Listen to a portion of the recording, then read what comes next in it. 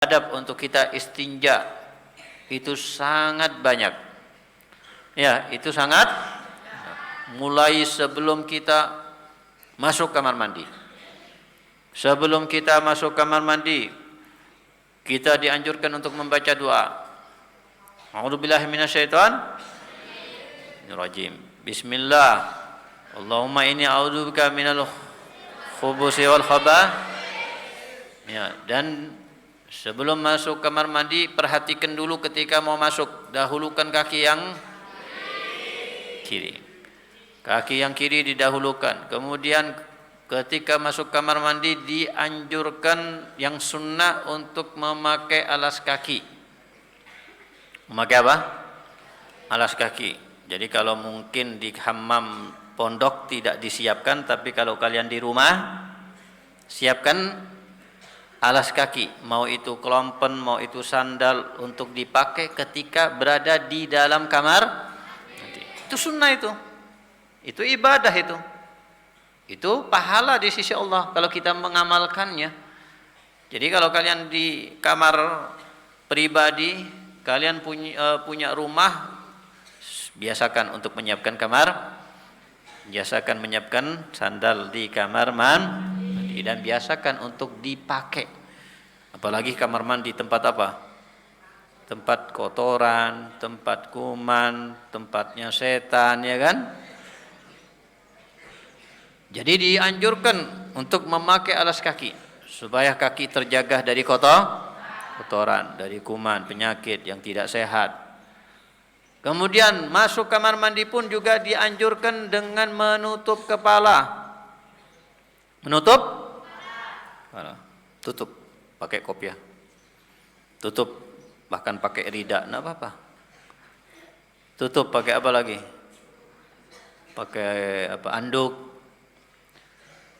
Kadang-kadang ada seseorang masuk kamar mandi yang sebelumnya tidak pakai kopiah, atau sebelumnya memang sudah pakai kopiah sekalipun, ketika masuk kamar mandi kopiahnya tidak dilepas, tetap masuk kamar mandi dengan pakai kopiah, sehingga orang lain menegurnya, kok tidak ada, penting tidak hormat, masuk kamar mandi kopiahnya dipakai. Padahal itu malah justru sunnah. Justru itu yang sunnah. Pakai kopiah itu justru yang sunnah, menutup kepala dengan apapun, mau kopiah, mau handuk, mau kain, mau baju, mau apapun. Bahkan misalnya pun tidak ada kain, tidak ada anduk, tidak ada apa-apa, letakkan tangan kalian di atasnya, tutupi. Kenapa? Karena sebagaimana kita katakan tadi, kamar mandi tempatnya apa? Setan. Setan bisa masuk dari atas. Ya. Dan setan masuk kepada seseorang yang tidak menutup kepalanya ketika masuk kamar mandi. Makanya dianjurkan untuk menutup kepala. Ya, oleh karena itu ketika kita di kamar mandi pun termasuk yang sunnah, jangan lama-lama, ya. Jangan apa? Jangan lama-lama. Masuk kamar mandi 1 jam. Ya, jangan. Ngapain? Ya kadang ada yang masuk kamar mandi sambil baca surat kabar. Ada yang bawa HP, ya kan? Sambil qada'il hajah, sambil buka WA. WA balas-balas ngechat orang setengah jam, padahal qada'il hajah 5 menit selesai. Ada yang sambil nyanyi-nyanyi. Ini kamar mandi, artinya apa? Hanya kalian sekedar untuk qada'il hajah, maka kemudian segera untuk keluar. Tidak bagus lama-lama di kamar mandi, itu tidak bagus. Karena tempatnya setan di situ. Ya, kalau mau kalian mengamalkan sunnah, jangan lama-lama. Sebutuhnya, seukuran kebutuhan. Selesai kencing, selesai, langsung cebok, selesai langsung. Tidak usah masih mau beginilah, mau itulah.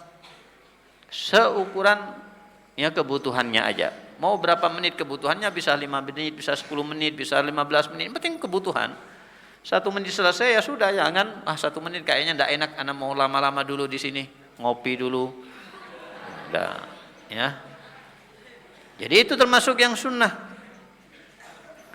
Dan termasuk yang sunnah adalah membuka pakaian sedikit. Membuka pakaiannya itu sedikit. Jadi kalau misalnya kalian pakai sarung, jadi ngangkat sedikit-sedikit. Ya, sampai kemudian jongkok. Jangan ya cuma hanya buang air kecil kemudian masuk kamar mandi baru masuk pintu teranjang bulat. Nah, itu tidak sunnah, tapi sedikit-sedikit diangkat pakaiannya sesuai dengan kebutuhannya dan segera untuk ditutup setelah selesai istinja. Ketika qada'il hajah yang adab, jangan menghadap kiblat, jangan membelakangi kiblat. Ketika qada'il hajah, jangan sambil ngomong. Qada'il hajah sambil telepon, ya khair alhamdulillah sambil keluar kotorannya. Ya, jangan waktu qada'il hajah melihat ke atas. Boleh. Adab ya, jangan lihat ke atas. Jangan lihat ke bawah ngelihat kotorannya. Jangan juga ngelihat ke bagian intimnya. Ya, bagian apa? Intimnya. Faham? Jangan dilihat, diperhatiin. Nah. Jangan juga noleh kanan kiri. Tenang aja. Enggak usah kanan kayak kancil. Terus lihat mana? Lihat tengah aja, lihat depan ente, sudah. Enggak usah noleh ke kanan, ke kiri, enggak ke atas, enggak ke bawah ketika qada'il hajah.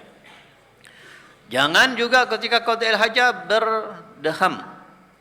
Mengeluarkan dahak atau meludah atau mengeluarkan ingus. Jadi selesai qada'il hajahnya baru lakukan itu. Sebelum selesai jangan lakukan itu. Kalau mau lakukan sebelumnya atau setelahnya.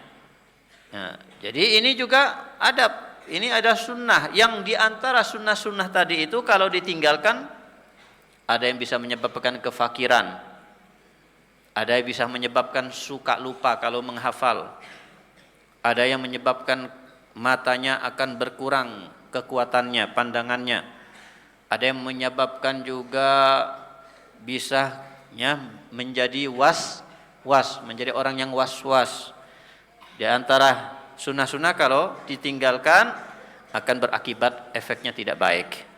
Ya, oleh karena itu dari sekian sunnah yang banyak yang ada di qada'il hajah sampai-sampai Al-Habib Abdullah bin Husain bin Tahir beliau mengatakan ya idza amila al-insan bi adab qada'il hajah kulla yaum la dhahara lahu syai' atau la dhahara lahu sir atau la dhahara lahu nur. Kalau andai kata seseorang mengamalkan adab-adab qada'il hajah, adab-adab masuk kamar mandi, setiap kali melakukannya, diamalkan sunnah-sunnahnya, maka akan segera dia akan mendapatkan cahaya Allah. Segera akan dia mendapatkan rahasia dari Allah. Dan segera dia akan mendapatkan sesuatu yang tanpa diduga daripada kebaikan.